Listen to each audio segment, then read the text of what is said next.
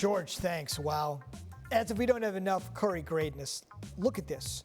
Curry has his 7th 30-point game of the playoffs.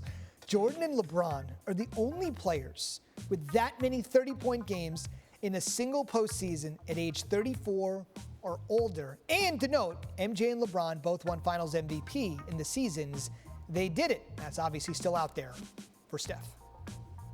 NBA analyst Tim Legler onto the double box. Tim, when you watched this Warriors team tonight, what about their performance makes you think that this team can win the whole thing?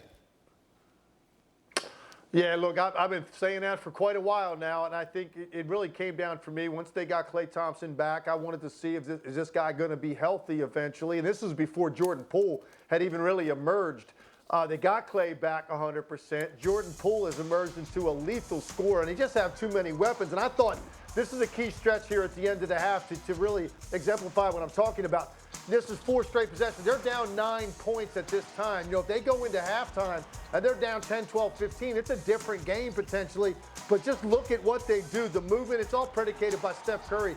His greatness, being able to shoot the basketball then allows him to make plays for people because of all the attention that he commands. And I just think ultimately when you look at these two teams, there's such a difference in the number of legitimate big-time weapons.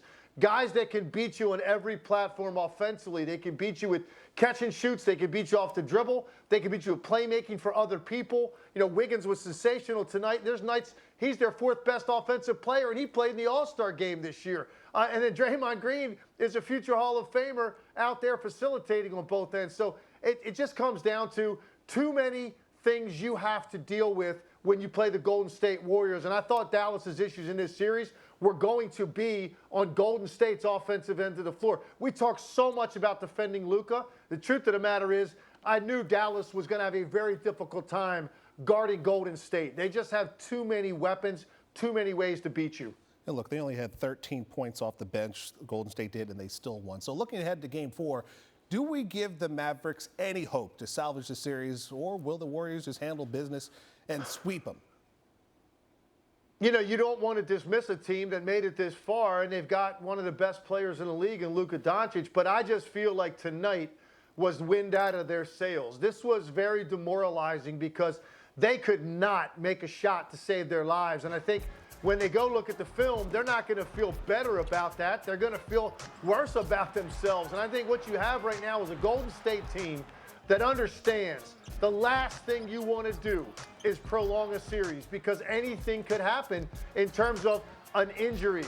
Or, you know, now maybe you go home and somebody doesn't shoot well in a Game 5, and now, boom, you got to go back to Dallas again and extend this thing out. So I think Golden State has such a professional approach to this. They're champions. They've got great pedigree on that team, and they understand right now what Dallas is feeling, and they're going to try to end this thing, and I think they'll get it done because I think Dallas is going to have a very difficult time withstanding adversity in a Game 4. If they go through another drought where they're not making shots, it's going to be tough for them, I think, to keep their chin up and continue to fight. I just think Golden State's a better team, and right now Dallas knows that.